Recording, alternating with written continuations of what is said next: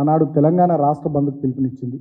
ఆనాడు పార్లమెంట్ సభ్యులు, నేను అప్పుడు ఎంపీగా ఉన్న పెద్దపల్లి నుంచి 2014లో దాదాపు ఒక 3-4 సెషన్లు మొత్తం మేము నిరసన తెలుపుతూ అవసరమైన సందర్భంలో పోడియంలోకి పోయి అదేవిధంగా ట్రెజరీ బెంచెస్ పక్కన నిలబడి కూడా చాలా సీరియస్గా తీవ్రమైనటువంటి నిరసన ఆనాడు కేంద్ర ప్రభుత్వం, ముఖ్యంగా తెలుగుదేశం పార్టీ, భారతీయ జనతా పార్టీ కలిపి తీసుకున్నటువంటి ఈ నిర్ణయాన్ని వ్యతిరేకిస్తూ ఆనాడు తెలంగాణ పక్షాన మేము కొట్లాడడం జరిగింది.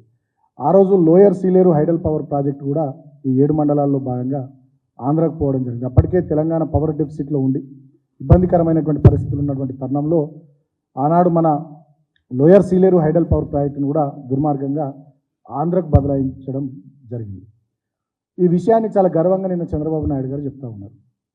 ఆనాడు తెలుగుదేశం పార్టీలో, ఇవాళ తెలంగాణ రాష్ట్రానికి ముఖ్యమంత్రిగా ఉన్నటువంటి రేవంత్ రెడ్డి గారు ఆనాడు తెలుగుదేశం పార్టీలో కీలకమైనటువంటి నాయకుడు.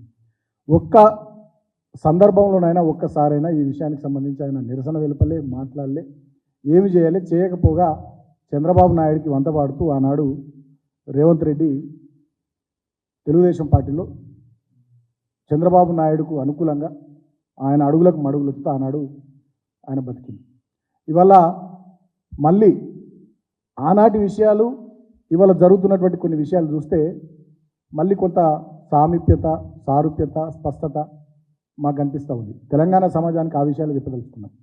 ఆనాడు ఎట్లయితే తెలంగాణ రాష్ట్ర ప్రయోజనాలు గాలి కొదిలేసి ఆంధ్ర రాష్ట్ర ప్రయోజనాలే లక్ష్యంగా చంద్రబాబు నాయుడు నాయకత్వంలో తెలుగుదేశం పార్టీ పనిచేసిందో, ఇవాళ కూడా సేమ్ అదే రకమైనటువంటి ధోరణి వాళ్ళ మాటల్లో కనబడుతూ ఉంది. అందుకనే నిన్న చంద్రబాబు నాయుడు గారు ఆ విషయాన్ని గుర్తు చేశారు, గర్వంగా గుర్తు చేసి అదొక చరిత్ర అని చెప్పి చెప్తా ఉన్నారు.